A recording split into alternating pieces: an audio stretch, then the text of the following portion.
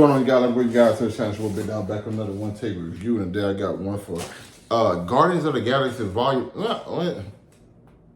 Is that what this video gonna be? Okay, maybe that's just gonna be everything I've seen. Another update video, obviously gonna contain Guardians of the Galaxy.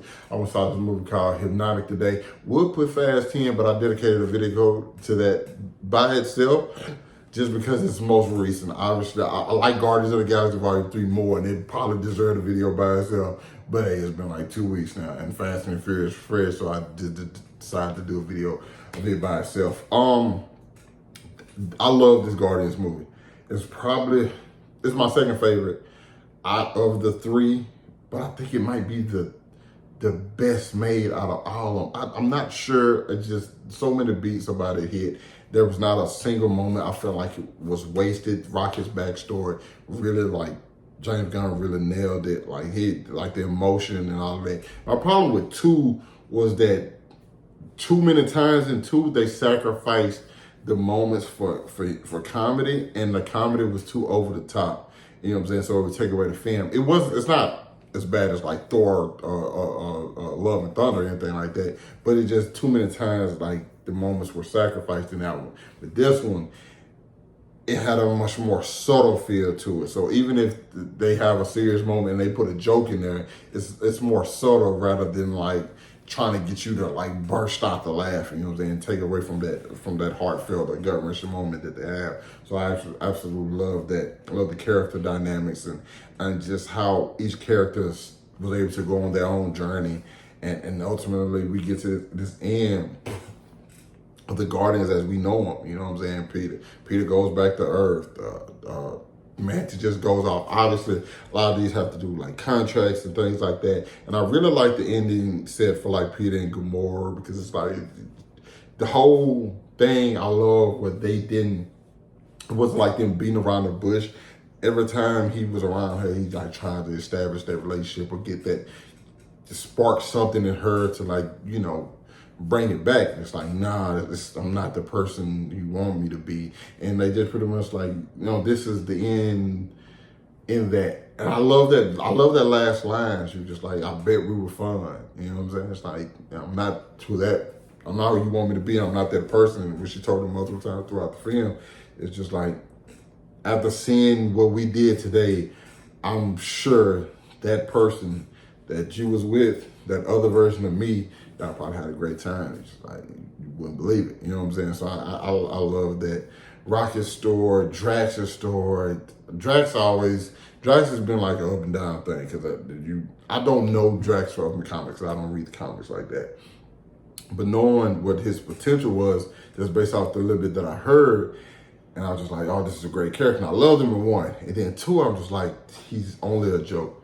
That's it. You know what I'm saying? And then this one, they give him more to do and kind of he's still like a dunce, you know what I'm saying? And kind of like not completely in on stuff, but they do it in a way that doesn't make his character look bad. And even when they do, like, they address it. Like the same with Mantis and Nebula, who's had Nebula, I just gotta say, had some of the greatest character development throughout the entire MCU for any character, period. You know what I'm saying? So everything James Gunn did with her, I think she's probably had the best character development out of all the Guardians. You know what I'm saying? Me personally.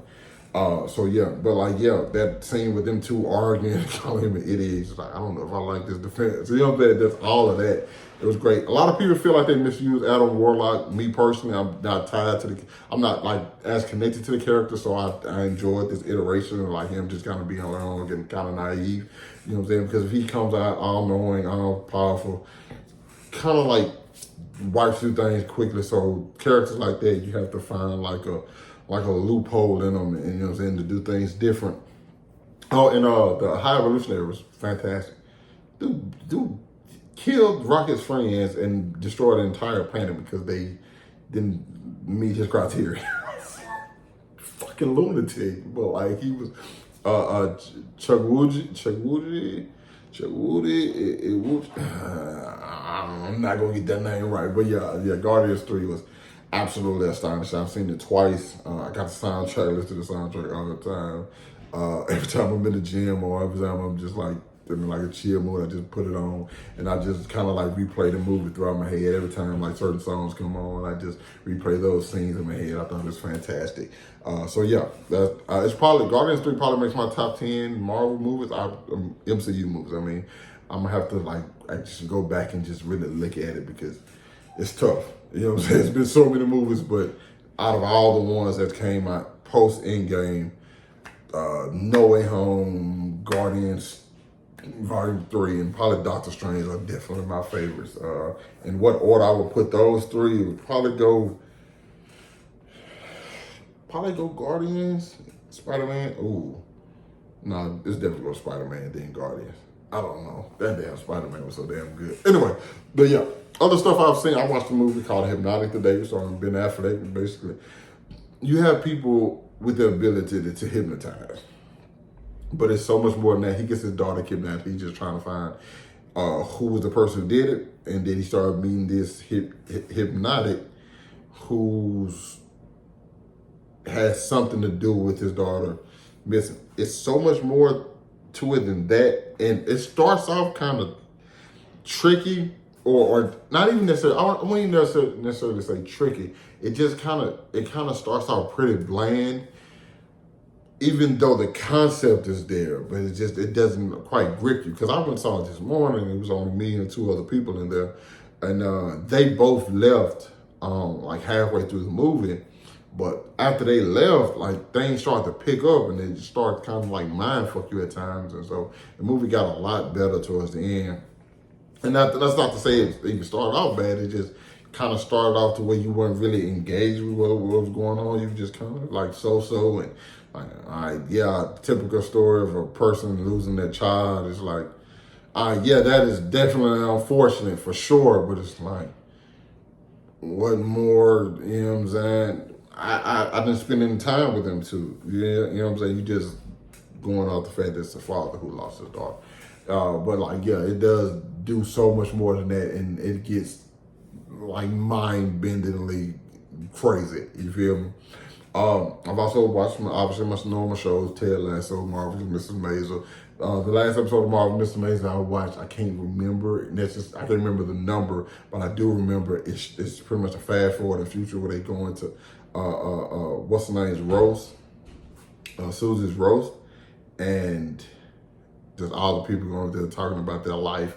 Because the Marvelous Mrs. Maisel did something different that I haven't seen too many shows do, where they show you, instead of just like the show ending and you always wondering like, okay, well, what ended up happening to them later on in the future? They pretty much show you what happens. Like we've seen Midge come up, you know, that she makes it. We know that her and Sue's relationship does not stay, you know what I'm saying, like this.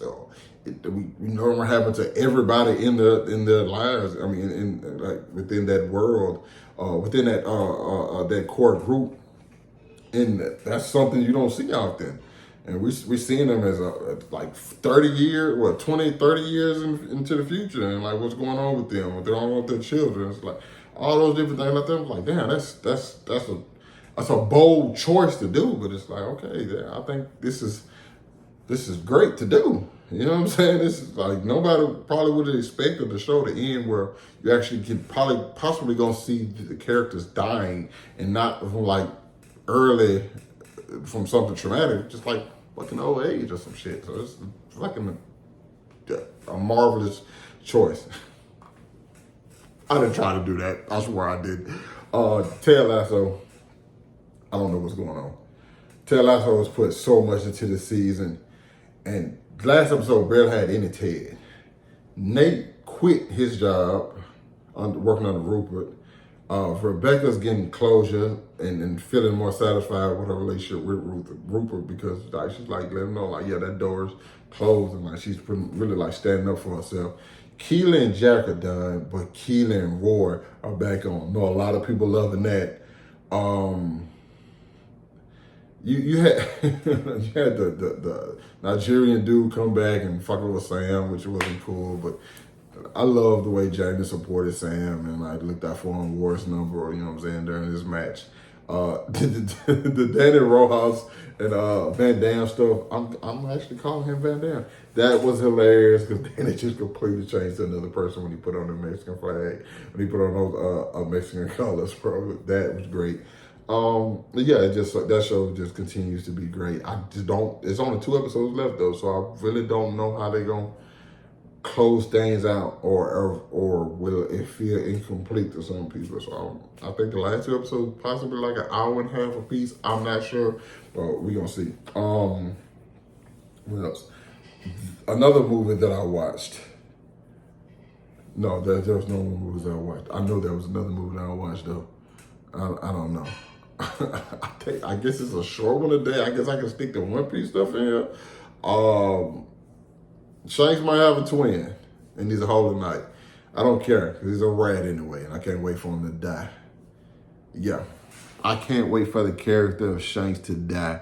I can't wait for Blackbeard to put that bitch on a platter, okay? And all the Shanks fans can whine and cry. Hope Blackbeard cheats. I hope Shanks is actually stronger than Blackbeard, and Blackbeard wins only because he cheats the fuck out that bitch, okay?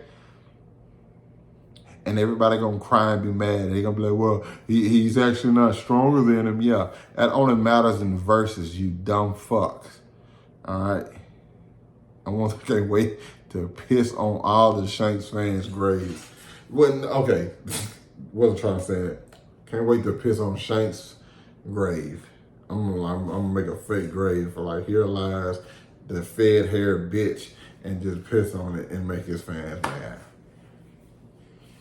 Fucking Blackbeard fan, what do you expect? Oh yeah, and some more stuff with Emu. I don't care about Emu, and I don't care about the voice century, and I really don't care about the Revolutionary Armies. Get back to the Yonkos.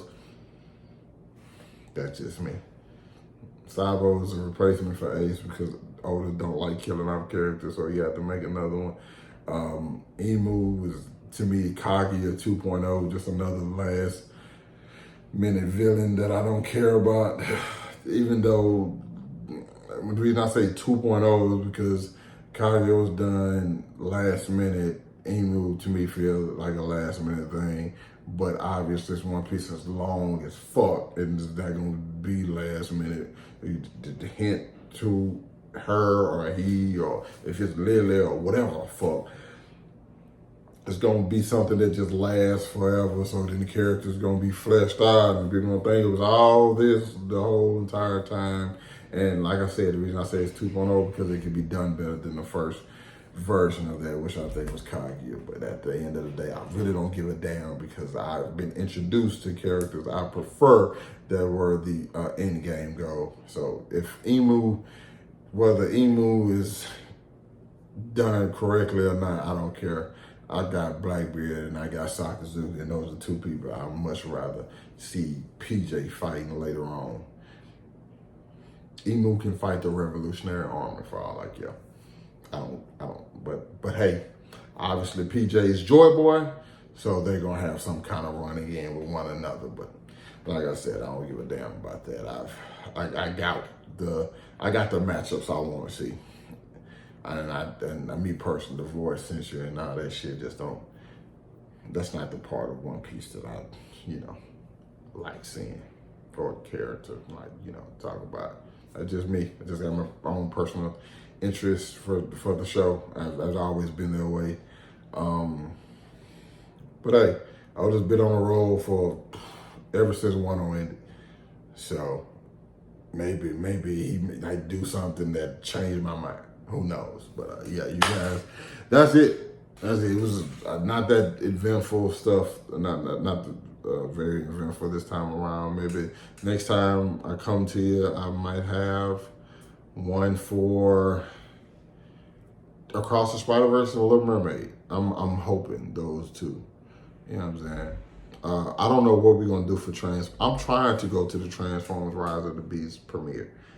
I think I'm off that weekend or something. I'm trying to go to the premiere, and I don't care. I don't know where it's gonna be. It's probably gonna be in LA. It's like everything else. And even if I got a short weekend, I'm gonna take off. I just need to get in somebody's screening for that damn movie early. I want to be on a red carpet decked out in my Optimus Prime gear and shit. I might get the they had the Optimus Prime dunks or some shit like that. Not dunks, they were some kind of Nike. Shit was ugly, but I'll rock them to the premiere if I get that. But yeah, that's all I got for y'all. It wasn't that much. Sorry, the energy was lacking. I just did a fucking Fast 10 video and fucking the energy was here, bro. I got tired halfway through this motherfucker. I ain't gonna lie to y'all. But hey, that's why I said I ain't fully back. I'm just working my way. Why did I start sinking?